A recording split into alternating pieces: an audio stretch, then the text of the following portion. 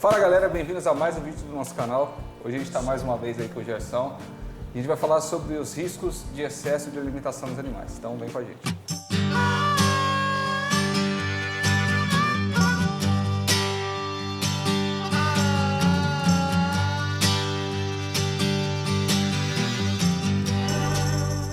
Gerson, mais uma vez obrigado por estar com a gente. Prazer obrigado é meu. Max por ceder Antes de mais nada, eu sei que alguém vai falar, nossa, mas vocês já falaram disso, é repetido, vocês já falaram de cólica.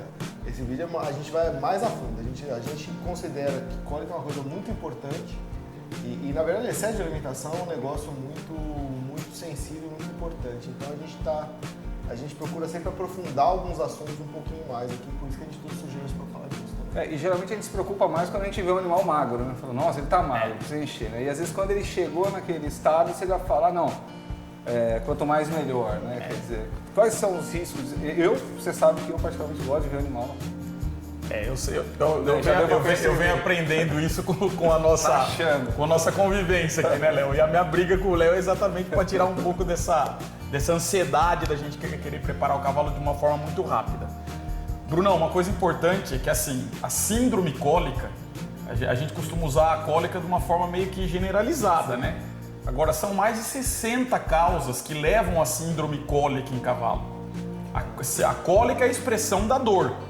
Agora, a causa que pode estar levando àquela situação de cólica no cavalo, são relatados mais de 60 tipos diferentes. Então, é importante você ter um profissional que tenha competência para realmente acertar a causa e tratar de forma correta. No que tange a parte de nutrição, normalmente, os tipos de cólica mais comuns decorrentes de um plano nutricional inadequado, a gente tem as cólicas gástricas, por sobrecarga de estômago, que é uma característica própria do cavalo, né? O cavalo é um animal de massa corpórea muito grande e com estômago pequeno em relação a essa massa corpórea. No estômago de um cavalo adulto, vamos ter uma capacidade de volume de 15, 16 litros. Você sabe quanto que cabe no rumen do bovino? Que é 120 litros. 120? 120 8 litros. vezes mais. Então o cavalo é um animal grande em termos de massa corpórea com estômago pequenininho na entrada do trato digestório dele, que tem outra característica. Ele tem uma estrutura que funciona como uma válvula, que é a cárdia. Então o que entra para dentro do estômago do cavalo, para dentro do trato digestório do cavalo pelo estômago numa primeira porção, nós temos que rezar para ser digerido ou para sair nas fezes lá atrás. Porque se ficar retido ali, ele não volta, porque o cárdia não deixa voltar. Por isso que o cavalo numa roda não vomita. Né? O cavalo não rumina como o bovino, né? Não regurgita o alimento para remastigar, por conta dessa estrutura do cárdia. É uma característica natural dele, não tem como a gente mudar isso. Então por isso que o cavalo nasceu para comer pequenas quantidades várias vezes ao dia. Então assim, o estômago... A gente solta o mega no pasto, se bobear, ela fica inteirinho lá, cabecinha abaixo, pequenas né? Pouquinha coisa ao tempo inteiro. Várias vezes ao dia. E quando a gente está falando da ração, é muito mais crítico do que quando a gente está falando dela estar comendo capim no pasto. Sim. A ração, se a gente não fracionar, por que a gente orienta o fracionamento? Para que não tenha sobrecarga de estômago no primeiro momento. Porque outra coisa que o pessoal esquece, a gente sempre fala em quilos, né? Tem que dar X quilos de ração num trato. O ideal é não passar de 2. Pô, mas no estômago do cavalo você falou que cabe 15 litros, Gerson. Só que a densidade da ração que a gente tem que lembrar também. É uma ração bem formulada para cavalo, então vai ter em torno de 450, 500 gramas por litro. Ou seja, se nós formos dar 4 quilos de uma vez, nós vamos estar dando 8 litros. 8 litros. Pô, mas não cabe 15? Cabe 15. Só que nós temos processos de digestão diferenciados ao longo do trato digestório do cavalo. Na primeira porção no estômago intestino delgado, nós temos um processo de digestão químico do alimento.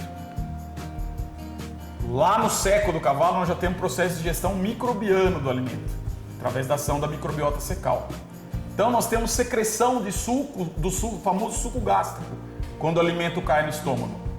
Para cada litro de ração que você fornece para o cavalo vai secretar X ml de suco gástrico. Líquido também ocupa espaço. Então você vai somando isso. E aí eu pergunto para vocês, o que acontece com ração num lugarzinho quente e úmido e molhadinho? Bolora. Ela fermenta. Ela fermenta. Fermentação produz o quê? Gás. Gás também ocupa espaço. Então, se tiver uma produção de gás que exceda esses 15 litros de capacidade volumétrica, nós temos distensão de parede do estômago. Distende a parede do estômago dá dor. É a famosa, de novo, a síndrome cólica tem várias causas. Estamos falando de uma. E além de tudo isso, né, enquanto ele se alimenta, ele vai tomando um pouquinho d'água, né, que também é líquido. Tem ingestão de líquido também. Então, essa somatória que nós temos que ter cuidado. E ele comeu capim junto também, quer dizer, não está vazio esperando a ração chegar. Mas na verdade o esvaziamento gástrico, quando o cavalo está da fração fibrosa do alimento, ele é mais rápido. Tá. A fração concentrada, ela demora mais ali. Ela fica mais não tempo. É da natureza dele, né? Não é, cavalo não nasceu para comer ração. Tá? O pessoal A gente colocou isso aí, né? A gente, pela performance que a gente cobra do cavalo, a gente precisa complementar. A ração tem que ser encarada como complemento alimentar, pessoal. Não adianta inverter a ordem natural das coisas, porque aí os problemas vêm. Vocês vejam que nós estamos falando, eu falei que tem 60, nós estamos falando de cólica de estômago por sobrecarga. Isso é um dos tipos. Falta os outros 59. Tem um monte. É uma enormidade. Mas é interessante a gente associar também que se a gente fornece uma quantidade muito grande e mesmo assim não tem a cólica de estômago, que é logo na entrada, nós podemos ter um excesso de passagem desse concentrado e ele vai cair no seco do cavalo que está ali para digerir fibra, carboidrato estrutural e não carboidrato solúvel, como amido da ração. Milho, aveia, traduzindo de uma forma mais prática. A ração é muito rica em carboidrato solúvel, em amido. Se tem uma passagem muito grande de ração para o seco, a gente começa a ter uma desordem do metabolismo da microbiota secal. A gente prolifera bactérias indesejáveis, que como todo meio ambiente existem os oportunistas, lá no seco também não é diferente. Então caiu o carboidrato solúvel em grande quantidade, amido, essas bactérias elas caem matando em cima disso e se replicam muito rápido. Essa replicação e essa digestão desse carboidrato promove uma queda do pH secal. Se acidifica o seco. Quando se acidifica, só valoriza as bactérias indesejáveis. A microbiota boa não suporta a variação de pH para baixo.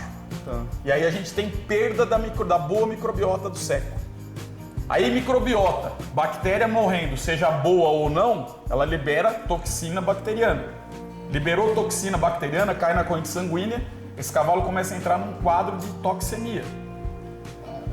E na decorrência desse processo, nós podemos ter o quadro de laminite, que é super comum acontecer. A laminite também é outro fator que, assim, que todo mundo que tem cavalo sabe. Sempre se preocupa com isso. Perder um cavalo com laminite sabe o que é uma laminite. Isso é uma das formas também do desenvolvimento da laminite. Ela pode acontecer também por excesso de exercício físico, de overtraining. Overfeeding, overtraining pode levar a laminite. Então, num vídeo anterior nós falamos sobre a necessidade de se equilibrar os pratos da balança da nutrição. E por falar em equilíbrio, tem outro fator também, quer dizer, às vezes não é nem que ele estava com, às vezes a laminite veio, né, às vezes não é nem exagero de exercício, mas às vezes faltou, ou às vezes pode ter faltado na dieta também. Exato. O exercício que ele foi submetido pela dieta que ele tinha não era Você estava penalizando ele em Exato. determinado nutriente, inclusive, às vezes acontece. Então, de novo, a importância de você ter um suporte de pessoas que realmente Exato. conheçam para poder fazer o balanceamento adequado.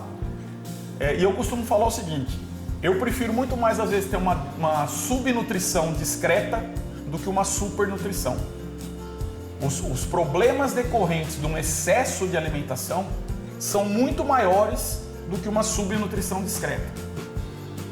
E outra coisa, quando o cavalo está obeso, ele entra num quadro de desordem metabólica, é muito mais difícil você tratar o cavalo do que se ele tiver numa condição um pouco mais fino, mais magro, mas para você conseguir trabalhar isso é muito melhor. Inclusive, vamos colocar aqui o vídeo que a gente gravou, aqui em cima, que você fala tanto do trabalho de nutrição, de consultoria nessa área de nutrição que vocês fazem lá. Isso. E que é acessível, não é só para grandes áreas, é acessível para todos os clientes. Isso. Então vale a pena conferir esse vídeo. Que tá Isso é uma responsabilidade, eu acho, de todas as empresas, né, Bruno, de ter essa questão de prestar uma venda consultiva para quem está adquirindo os produtos, né? Independentemente do tamanho, né? A gente percebe pelas pessoas que fazem as perguntas no nosso canal que muitas vezes eles não sabem para onde recorrer, eles nem sabem que tem acesso a esse tipo de controle. Esse trabalho que vocês fazem... na loja da esquina sem saber o que estão comprando. Esse trabalho que vocês fazem de divulgação, de mostrar os caminhos, vários caminhos para o pessoal, principalmente para quem tem pequena propriedade, que é um pequeno criador ou proprietário só de cavalo, é uma coisa muito importante para poder mostrar isso para o pessoal. Assim, porque muitas vezes o pessoal compra produto sem saber nem para que está comprando, né? Ele pergunta pro cara, por que você acha que eu posso dar pro meu cavalo para ele ficar mais bonito? Exatamente. E o cara fala, dá isso aqui. Dá e isso às vezes aqui. o cara nem viu o cavalo, não nem sabe viu o cavalo, não sabe nem categoria que é. Não sabe para que ele usa o cavalo, não sabe a função. Então, eu acho que é obrigação da gente passar informação, passar conhecimento para quem está criando o cavalo, ou para quem tem cavalo só, para que realmente tenha sucesso e respeite o animal da forma como ele merece, né? Exato. Vou até lembrar uma coisa engraçada aqui. Não é piada, é coisa engraçada e é verdade. Quando eu comecei a ter cavalos, eu não sabia, eu não era do campo, eu era da capital, adorava cavalos, meus filhos tinham uma simpatia muito grande também, e a gente começou a ter, né? E aí, o que precisa? Aí que você vai descobrir que precisa ter feno, precisa ter capim, precisa ter ração, aí você vai descobrir tudo isso, né? E vai aqueles curiosos que já tem cavalo perto de você, e eu conhecia um monte de curiosos simples. Né? Então eu tinha um eletricista que prestava serviço para mim lá, ele tinha uns 2, 3 cavalinhos no quintal da casa dele, não era nem um sítio, era uma chácara. O Guará. Aí ele falava para mim, ó, quando sobrar tipo bolacha, bolo, pão velho na sua casa, guarda que o cavalo come tudo isso aí. Meu Deus do céu. Eu nunca separei.